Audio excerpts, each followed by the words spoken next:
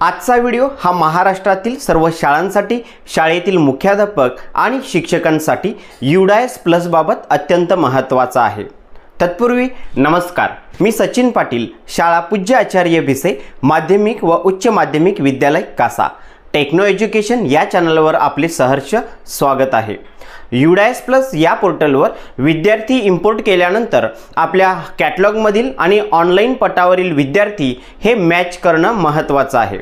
आणि यानंतर सगळ्यात महत्त्वाचा टप्पा म्हणजे प्रत्येक विद्यार्थ्याचं जनरल प्रोफाइल म्हणजेच GP, एनरोलमेंट प्रोफाइल म्हणजेच EP आणि फॅसिलिटी प्रोफाइल म्हणजेच FP हे तीनही टॅब अपडेट करणं अत्यंत महत्त्वाचं आहे।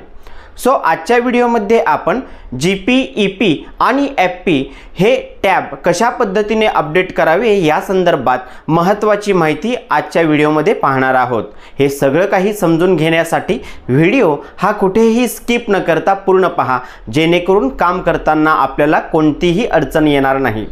चला तर प्रत्येक विद्यार्थ्यांचं GP, EP आणि FP हे अपडेट कसे करावे हे आपण पुढील प्रमाणे पाहूया। जाऊया लॅपटॉपच्या स्क्रीनवर। प्रथमतः आपणास गुगलवर UDAS प्लस ही वेब सर्च करून या ठिकाणी स्टुडंट मॉड्यूलमध्ये लॉग इन करून घ्यायचा आहे। आपला UDAS नंबर, पासवर्ड आणि कॅप्चा टाकून लॉग इन करा। लॉग इन केल्यानंतर आपल्यासमोर याप्रमाणे हा एक डॅशबोर्ड दिसेल। येथे शैक्षणिक वर्ष 2025-26 या टॅबवर आपण क्लिक करूया। यावर क्लिक केल्यानंतर आलेल्या पॉपअप विंडोला या ठिकाणी क्लोज करा। या ठिकाणी आपण प्रत्येक विद्यार्थ्याचं जे प्रोफाइल आहे त्यामध्ये जनरल प्रोफाइल, एनरोलमेंट प्रोफाइल आणि फॅसिलिटी प्रोफाइल हे अपडेट करून घ्यायचं आहे। सो यासाठी डाव्या बाजूला स्कूल डॅशबोर्ड म्हणून हा एक ऑप्शन येतो। यावर क्लिक केल्यानंतर प्रथमतः आपल्यासमोर हाच डॅशबोर्ड दिसेल। येथे आपल्याला ज्या इयत्तेतील विद्यार्थ्यांचं जनरल प्रोफाइल, एनरोलमेंट प्रोफाइल आणि फॅसिलिटी प्रोफाइल अपडेट करून घ्यायचं आहे त्या वर्गाच्या इयत्तेनुसार त्या ठिकाणी व्ह्यू मॅनेज या टॅबवर क्लिक करा। यावर क्लिक केल्यानंतर आपल्यासमोर विद्यार्थ्यांची लिस्ट याप्रमाणे दिसेल।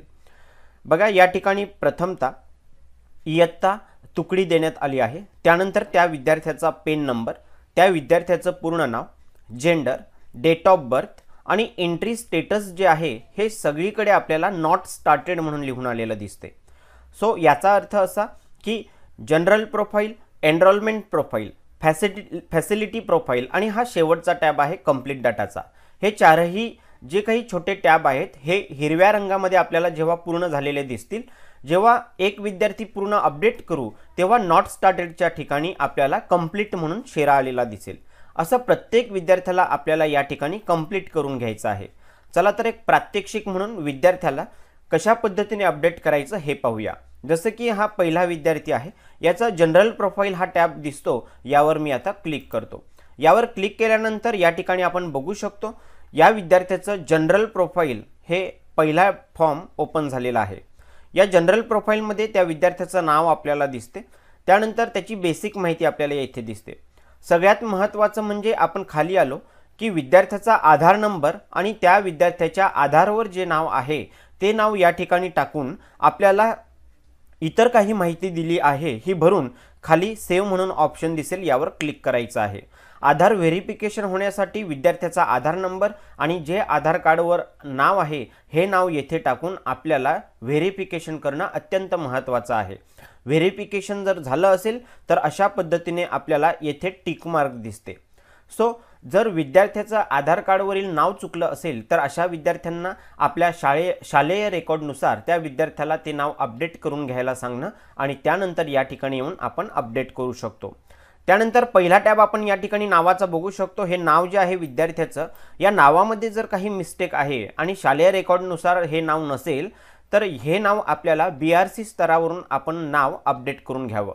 यानंतर सगळी माहिती या ठिकाणी जनरल प्रोफाइलमध्ये त्याची माहिती या ठिकाणी फिलअप करायची। सगळ्यात खाली ब्लड ग्रुप विचारला आहे, हा ब्लड ग्रुप त्याचा जो असेल तो टाका। माहीत नसेल तर आपण अंडर इन्व्हेस्टिगेशन हा ऑप्शन निवडू शकतो आणि सेव्ह या टॅबवर क्लिक करणार आहोत। बघा, जनरल डाटा अपडेटेड सक्सेसफुली, त्यानंतर पुन्हा मी क्लोज करेल आणि या ठिकाणी नेक्स्ट हा टॅब दिसतो, यावर मी क्लिक करतो। आता जनरल प्रोफाइलचं काम पूर्ण झालं, अपडेट झालं। यानंतर एनरोलमेंट प्रोफाइल, प्रत्येक जो फॉर्ममधील मुद्दा आहे हा आपण बारकाईने व्यवस्थित वाचून घ्यायचा आणि त्यानुसार ती माहिती आपल्याला फिलअप करायची आहे। आता admission number in present school या ठिकाणी आपला जनरल रजिस्टर नंबर टाकायचा। ॲडमिशन डेट जी आहे ही आपल्याला चेंज करायची नाही, त्या विद्यार्थ्याची जी ॲडमिशन डेट आहे तीच या ठिकाणी असू द्या। क्लास सेक्शन रोल नंबर जो आहे, विद्यार्थ्याचा हजेरी क्रमांक या ठिकाणी टाकायचा आहे आणि त्यानंतर खाली आल्यानंतर या ठिकाणी त्याची आणखी काही माहिती असेल, बेसिक माहिती ही आपल्याला या ठिकाणी चेंज करून घ्यायची आहे आणि सगळी माहिती या ठिकाणी टाकल्यानंतर एंटर केल्यानंतर पुन्हा एकदा खाली सेव्ह म्हणून हा एक ऑप्शन दिसेल, यावर आपण क्लिक करणार आहोत। बघा, एनरोलमेंट डाटा सेव्ह सक्सेसफुली, म्हणजे दुसरा फॉर्म देखील आपला या ठिकाणी सक्सेसफुली अपडेट झाला आहे। मी यानंतर नेक्स्ट या टॅबवर क्लिक करतो। नेक्स्ट या टॅबवर क्लिक केल्यानंतर आता तिसरा फॉर्म आलेला आहे फॅसिलिटी प्रोफाईल, म्हणजे त्या विद्यार्थ्याला कोणकोणत्या फॅसिलिटी उपलब्ध आहेत याची बेसिक माहिती आपल्याला या ठिकाणी देण्यात आलेली आहे। ही माहिती आपल्याला या ठिकाणी अपडेट करून घ्यायची आहे। पहिला या ठिकाणी आपण पाहू शकतो की whether facilities provide to the student. आता या ठिकाणी जे काही फॅसिलिटीज आहेत, मग यस जर केलं तर कोणकोणत्या आपण पुरवतो या ठिकाणी त्याची माहिती दिली आहे, त्यामध्ये आपल्याला चेकमार्क करायचा आहे फक्त बॉक्सला, नसेल तर आपण चेकमार्क काढू शकतो। आता फ्री टेक्स्टबुक दिले जातात, फ्री युनिफॉर्म दिले जातात, ही माहिती या ठिकाणी अपडेट करा। त्यानंतर अशीच बेसिक माहिती ही सगळी आहे, आपण सालाबद्धाप्रमाणे ही माहिती अपडेट करत असतो। पूर्णतः ही माहिती यामध्ये जर काही बदल असेल तर हा बदल पूर्ण करून घ्यायचा आहे। या ठिकाणी स्टुडंटचे हाईट आणि स्टुडंटचं वेट हे चेंज होत असते, म्हणून या ठिकाणी दोन्ही टॅब आपल्याला चेंज करून घ्यायचे आहेत, ॲक्टिव्ह करून घ्यायचं आहे, अपडेट करून घ्यायचं आहे। आणि हे पूर्ण माहिती आपण जर यस ऑर नो ह्या टॅबमध्ये सिलेक्ट केल्यानंतर आपल्याला शेवटी सेव्ह या टॅबवर क्लिक करायचं आहे। आपण सेव्हवर क्लिक केल्यानंतर जर फॉर्म हा पुढे गेला नाही तर समजून घ्यायचं आपल्याला हे जे रिक्वायर्ड दिसत आहेत, हे रिक्वायर्डमधला एखादा मुद्दा हा आपला भरायचा पेंडिंग राहिला आहे। सो यासाठी हे जे काही रिक्वायर्ड लिहिलेले आहेत हे सगळे मुद्दे व्यवस्थित भरून घ्या। त्यानंतर सेव्ह या टॅबवर आपण क्लिक करूया। Facility data has been save successfully, हा तिसरा फॉर्म देखील आपला सक्सेसफुली या ठिकाणी अपडेट झालेला आहे। यानंतर मी नेक्स्ट या टॅबवर क्लिक करतो। आता चौथा जो मुद्दा आहे, चौथा टॅब येतो, तो म्हणजे हे तीनही टॅब जेव्हा आपण अपडेट करतो त्याची एकत्रीकरण फाईल आपल्याला या ठिकाणी हा फॉर्म दिसतो। हा फॉर्म पूर्णतः एकदा काय असेल तर ते चेक करून घ्यायचं आहे। आपलं जर काही चुकीची माहिती भरली गेली असेल तर आपण पुन्हा बॅक जाऊन त्या ठिकाणी त्या टॅबमध्ये ती माहिती अपडेट करू शकता। जर सगळी माहिती व्यवस्थित असेल तर सगळ्यात खाली यायचं आणि कंप्लीट डाटा यावर जोपर्यंत आपण क्लिक करत नाही तोपर्यंत हा विद्यार्थी पूर्णतः अपडेट होत नाही। म्हणून सगळ्यात शेवटी 4 नंबरच्या या टॅबमध्ये आल्यानंतर बघा, प्रोफाईल प्रिव्ह्यू या चौथ्या टॅबमध्ये आल्यानंतर सगळ्यात शेवटी कंप्लीट डाटा म्हणून हा एक टॅब आहे, यावर आपण क्लिक करणार आहोत। पुन्हा एकदा विचारलं जाते, are you sure you want to complete the data, okay. आणि यानंतर पाहू शकतो डाटा कंप्लीशन इज कंप्लीट, म्हणजे आपलं जे काही या ठिकाणी पहिल्या विद्यार्थ्याचं जनरल प्रोफाईल, एनरोलमेंट प्रोफाईल आणि फॅसिलिटी प्रोफाईल आहे, हे अपडेटचं काम पूर्ण झालेलं आहे। यानंतर आपण नेक्स्ट स्टुडंटवर क्लिक करू शकता, अन्यथा ओके या टॅबवर आपण क्लिक करू शकता। आणि बॅक टू स्कूल डॅशबोर्ड, पुन्हा एकदा मी डॅशबोर्डवर जातो। डॅशबोर्डवर आल्यानंतर या ठिकाणी मी ज्या विद्यार्थ्याला अपडेट केलं त्या विद्यार्थ्याच्या समोर जर पाहिलं तर आता थोडं चेंज झालेलं दिसेल। काय चेंज झालंय आपण बघू शकतो।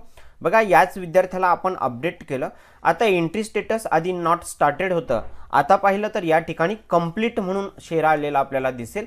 आणि हे तिन्ही टॅब आणि चौथा महत्त्वाचा टॅब हे जे आहे हे हिरव्या कलरमध्ये आपल्याला हे टॅब आलेले दिसतील। सो अशा पद्धतीने प्रत्येक विद्यार्थ्याचे 4ही टॅब अपडेट करायचे। अपडेट केल्यानंतर आपल्यासमोर एंट्री स्टेटस हे कंप्लीट या पद्धतीने दिसणार आहे। सर्व विद्यार्थ्याला या पद्धतीने आपल्याला अपडेट करून घ्यायचं आहे। सो आजच्या या व्हिडिओमध्ये मी दिलेली माहिती ही आपणास निश्चितच समजली असेल। चला तर भेटूया पुढील एका नवीन व्हिडिओ सोबत। धन्यवाद।